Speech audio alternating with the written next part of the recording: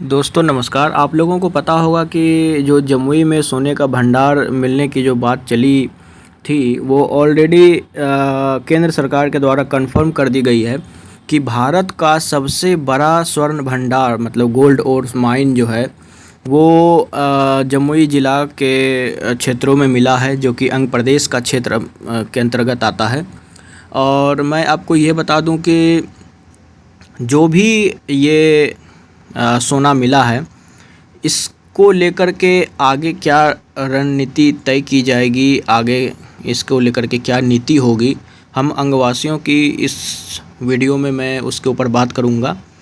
और इसका ताल्लुक़ किस तरीके से मिथिला सो कॉल्ड मिथिला राज्य को लेकर के जो होने वाली है उसके ऊपर हम लोग बात करेंगे। तो पहले अभी आप लोगों के समक्ष एक वीडियो चलेगी, उस वीडियो को आप लोग ज़रूर देख लें। और दो वीडियो दरअसल चलेगी।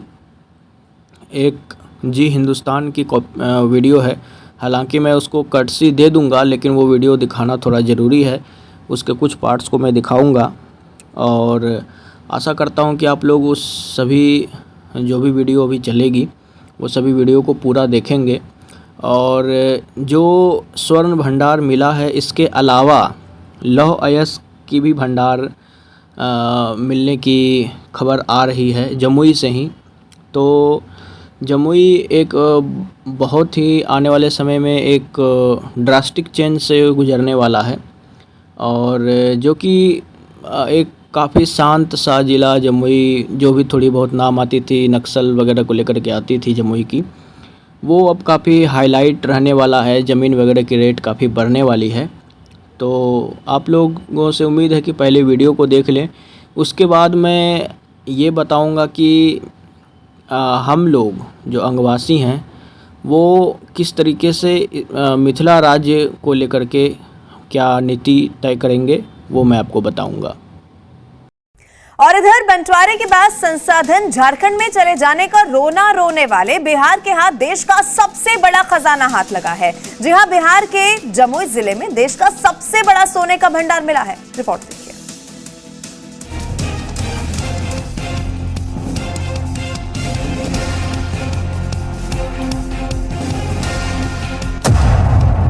बिहार के हाथ लगा सबसे बड़ा खजाना।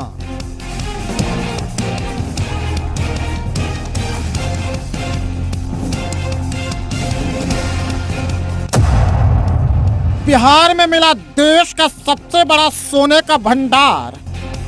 खरपतवार वाली बिहार के जमुई जिले के इस बंजर जमीन को गौर से देख लीजिए, क्योंकि अब जो हम खुलासा करने वाले हैं उसे सुनकर आप चौंक जाएंगे।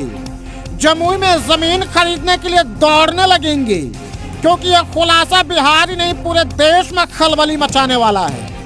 बंजर दिखे इस जमीन के नीचे देश का सबसे बड़ा सोने का भंडार है। आपने सही सुना, ये कोई हवाई बातें नहीं है। बिहार के जमुई जिले के सोनो प्रखंड के करमटिया गांव में 1-2 टन नहीं बल्कि 223 मिलियन टन सोने का भंडार है, और केंद्रीय मंत्री प्रहलाद जोशी ने इसकी पुष्टि भी की है। शुरुआत इस कण से शुरू हुआ, जो हम लोग बताते हैं खोटा है ना। खोटा जो होता है वो नीचे का जमीन का भाग ऊपर लाता है, उसी के द्वारा छोटा छोटा कण में निकला। हाल ही में बिहार के जमुई में सोने के खान पाए जाने की बात सामने आई थी। इसके बाद यहाँ के लोग खुशी से उछल पड़े थे। लोगों को जब यह पता चला कि उनके राज्य में सोने का खान मौजूद है, तब उनकी खुशी का ठिकाना नहीं रहा। वहीं इसको लेकर तरह तरह की बातें भी होने लगी। कोई यह कहने लगा कि सोने का यह खान राज्य की गरीबी मिटा देगा, तो किसी को यह लगने लगा कि यहाँ की बेरोजगारी समाप्त हो जाएगी। यहाँ सोने का भंडार पाए जाने की बात संसद में भी बताई गई, जबकि यहाँ पर एक और खान होने की संभावना जताई जा रही है। ऐसा कहा जा रहा है कि जमुई जिले के सिकंदरा प्रखंड में लोहे का खान हो सकता है। संभावित लोहे के खान को लेकर सिकंदरा प्रखंड के मंजोश पंचायत में सर्वे के कार्य को किया जा रहा है। जियोलॉजिकल सर्वे ऑफ इंडिया की टीम मौके पर पहुंचकर यहां से सैंपल कलेक्ट कर रही है। इस टीम के सदस्य पंचायत के अंतर्गत आने वाले पहाड़ी जमीनों की खुदाई करके वहां से सैंपल कलेक्ट कर रहे हैं। बताया जाता है कि करीब 2 दशक पहले जब एक बच्चा मंजूष पंचायत की किसी जमीन पर खेल रहा था, तभी उसके पास मौजूद चुंबक एक पत्थर के टुकड़े से चिपक गया, जिसके बाद यहाँ के लोगों ने यह पाया कि मंजूष पंचायत के पहाड़ी इलाकों में खोदी गई मिट्टी में कुछ अंश चुंबक में चिपक रहे हैं। यह देखकर यहाँ के लोगों को यह लगने लगा कि इस इलाके की मिट्टी में लोहे के कण मौजूद हैं। इस गाँव के पहाड़ी इलाके में काले रंग के कई अवशेष देखने को मिले हैं, जिसे देखने पर ऐसा लगता है कि यहाँ की भूमि में लोह अयस्क की मौजूदगी हो सकती है। जबकि ऐसा भी कहा जाता है कि ब्रिटिश सरकार के शासनकाल के दौरान इस पहाड़ी पर से लोहा निकालने का काम किया गया था। इस बात का आधार मानते हुए कई बार इलाके में भूक्षेदन करके यहाँ की मिट्टी का सैंपल भी लिया गया। मीडिया में चल रही खबरों की माने तो सर्वे के बाद इलाका में प्रचुर मात्रा में लौह अयस्क होने की खबरें सामने आ चुकी हैं। इस इलाके में 8 से 10 किलोमीटर के रेडियस में लौह अयस्क होने का अनुमान भी लगाया जाता रहा है, जबकि पहले किए गए सर्वेक्षणों में यहाँ 70 से 80% तक लौह अयस्क होने की बात सामने आ चुकी है। यहाँ की जमीन में 40 मीटर के बाद ही लौह अयस्क मिलने शुरू हो जाते हैं, जबकि 65 मीटर पहुंचने के बाद आयरन की संख्या में काफी इजाफा हो जाता है। मीडिया रिपोर्ट्स की माने तो जीएसआई की टीम सैंपल कलेक्शन के लिए पिछले 2 सप्ताह से उसी गांव में मौजूद है। यहाँ की जमीनों में करीब 200 से 250 मीटर तक छेद करके सैंपल लिया जा रहा है। सैंपल लेने के दौरान लौह अयस्क के अलावा सफेद संगमरमर के कुछ अंश भी मिले हैं। हालांकि अभी तक अधिकारी इस पर कुछ भी खुलकर कहने से बच रहे हैं, लेकिन मीडिया में यह दावा किया जा रहा है कि कोलकाता जोन से आई जीएसआई की टीम मंजूष गांव में लोहे के सैंपल इकट्ठा कर रही है। इन सैंपलों की जांच झारखंड के धनबाद में की जाएगी। जांच रिपोर्ट में सामने आए नतीजों से यह पता चल सकेगा कि यहाँ सच में लोहे के भंडार है या नहीं। लेकिन यहाँ मौजूदा समय में सर्वे कार्य होता देख यहाँ के स्थानीय लोग काफी खुश है। उन्हें ऐसा लग रहा है कि इस बार यहाँ बड़े पैमाने पर लौह अयस्क मौजूद होने की बात सामने आ जाएगी और यहाँ पर खान में लोहे का खनन शुरू हो जाएगा। दोस्तों, आपको पता होगा कि जमुई ज़िला में, ये रहा जमुई ज़िला, यहाँ पे सोना के भंडार और जो आपके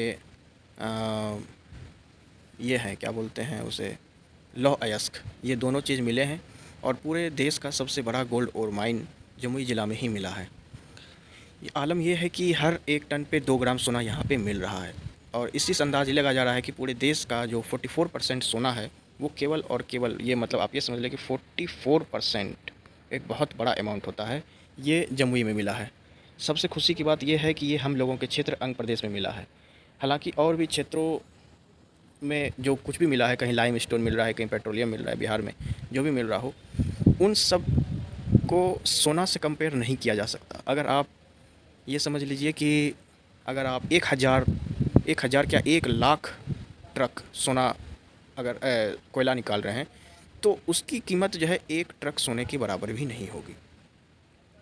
तो ये मानना सोना और कोयला, लोहा, ये सब चीज़ों का कंपैरिजन है ही नहीं। दूसरी बात यह है कि आप यहाँ पर से एक लाइन इस तरीके से ड्रॉ करिए। इस तरीके से जब आप एक लाइन ड्रॉ करेंगे तो आप ये देखेंगे कि इस लाइन के नीचे का जितना भी एरिया है, मतलब गंगा के नीचे वाला जितना भी एरिया है, ये ज़्यादा खुशहाल रीजन है, यहाँ पे पॉवर्टी कम है। इस रीजन में देखेंगे आप पॉवर्टी बहुत ज़्यादा है। और अब क्या होगा, जब यहाँ पर से सोना निकलना शुरू होगा, ये सारा का सारा पैसा यहाँ जाएगा पॉवर्टी में, वेस्ट चंपारण को डेवलप करने में जाएगा, सीमांचल में जाएगा, ये दरभंगा मधुबनी वाली इमोशनल ब्लैकमेल करके लेंगे पैसा, और जमुई और हमारा अंग प्रदेश केवल और केवल एक जो है एक जरिया बन के रह जाएगा। जिस तरीके से जमुई में कोई ख़ास डेवलपमेंट नहीं होगा, क्योंकि ये तो खुद एक ये बन जाएगा, सोना निकालने का जगह बन जाएगा। यहाँ का सारा पैसा दूसरे ज़िलों में खर्च हो जाएगा। हमारा बांका जो कि अंग प्रदेश का एक क्षेत्र है, जो यहाँ पे काफ़ी पॉवर्टी है, इसको नहीं डेवलप किया जाएगा। नवादा, शेखपुरा को डेवलप नहीं किया जाएगा, अरवल को डेवलप नहीं किया जाएगा। ये सारा पैसा दूसरे बिहार के क्षेत्रों में खर्च हो जाएगा। तो हम लोग जो कि अभी तक ये कह रहे थे कि बिहार का बंटवारा नहीं होना चाहिए, हम अंगवासी लोग कह रहे थे, हमारा स्टैंड अभी भी ये है कि बिहार का बंटवारा नहीं होना चाहिए। लेकिन जो भी ये सोना निकलेगा अंग प्रदेश के क्षेत्रों से, हमारे अंग क्षेत्र के सोने से पहले आपको अंग क्षेत्र का विकास करना होगा। उसके बाद फिर आप इससे जो भी पैसा, जो भी रॉयल्टी टैक्स में निकलता है, आप इन सब क्षेत्रों में खर्च करें। क्योंकि ये देखिए कि ये सब जितने भी फ्लड प्रोन एरिया हैं, इनका आज तक कोई समाधान निकल नहीं पाया। और बिहार सरकार का आज भी सबसे ज़्यादा पैसा, हम लोगों का टैक्स का पैसा, ये यहाँ जाता है। अगर एक तरीके से ये भी कहें कि अगर ये क्षेत्र वाकई में अलग हो जाता है तो हम लोगों का क्षेत्र और ज़्यादा डेवलप करेगा। ये जो क्षेत्र है हम लोग, क्योंकि हम लोगों का टैक्स का पैसा हम ही लोगों के क्षेत्र में रहेगा, और हम लोगों का जो कि ऑलरेडी पर कैपिटा इनकम जो ज़्यादा बढ़िया है, ये एक डेवलप्ड स्टेट की कैटेगरी में आ जाएगा। ये लोग अपना गरीबी में मरें, जिएँ, क्योंकि इनको ऑलरेडी इतना ज़्यादा पैसा सरकार की तरफ से आता है, सेंट्रल गवर्नमेंट की तरफ से आता है।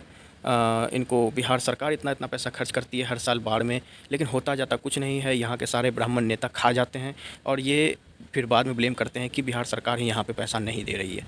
तो यही मुझे आज कहना था कि ये जितने भी लोग हैं जो कि ये ऐसा बता रहे हैं कि इन्हें एक अलग राज्य चाहिए, ये पूर्णिया, मधुबनी और सारे मधेपुरा, सुपौल वगैरह को लेकर के अलग राज्य चाहते हैं, तो भाई आप लोग अब रेफरेंडम करवा लीजिए। मुझे तो नहीं लगता कि ये रेफरेंडम में सक्सेस भी हो पाएंगे, लेकिन ऐसा बिल्कुल नहीं है। बिहार हर दोनों कंडीशन में विन विन सिचुएशन में है।